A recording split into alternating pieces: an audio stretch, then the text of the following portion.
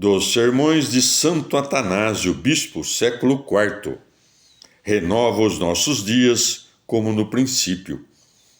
Deus Verbo do excelso Pai não abandonou a natureza dos homens que descambava para a corrupção, mas pela oblação do próprio corpo destruiu a morte em que haviam incorrido, corrigiu pela doutrina sua indignidade e tudo de humano restaurou. Poderá confirmar tudo isto pela autoridade dos teólogos, discípulos de Cristo, quem quer que leia o que dizem.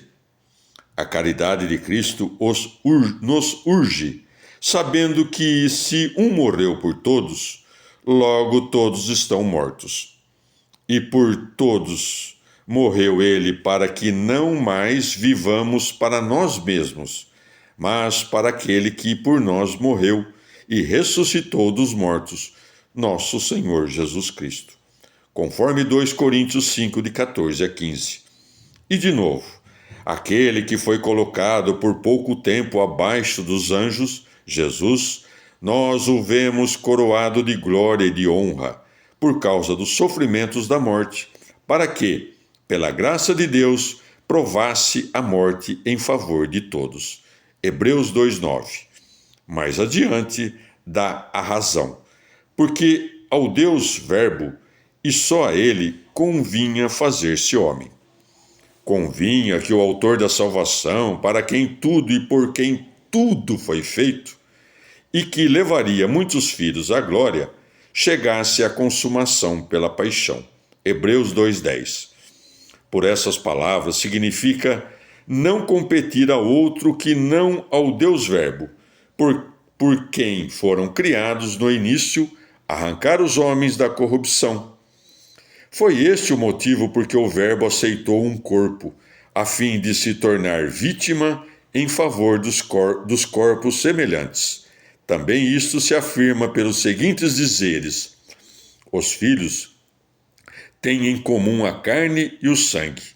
Ele, de igual modo, deles participou, para destruir por sua morte aquele que detinha o império da morte, isto é, o diabo, e libertar os que, pelo temor da morte, eram sujeitos à escravidão durante toda a vida.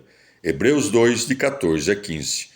Na verdade, imolando o próprio corpo, pôs fim à lei decretada contra nós, e para nós renovou o princípio da vida, dando a esperança de ressurgirmos. A morte recebera dos homens o poder contra os homens. Pelo Verbo de Deus, enviado aos homens, veio a destruição da morte e a ressurreição da vida, como disse o varão repleto de Cristo. Porque por um homem entrou a morte, e por um homem a ressurreição dos mortos.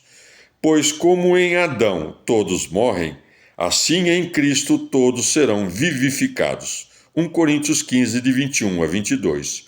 E o que se segue?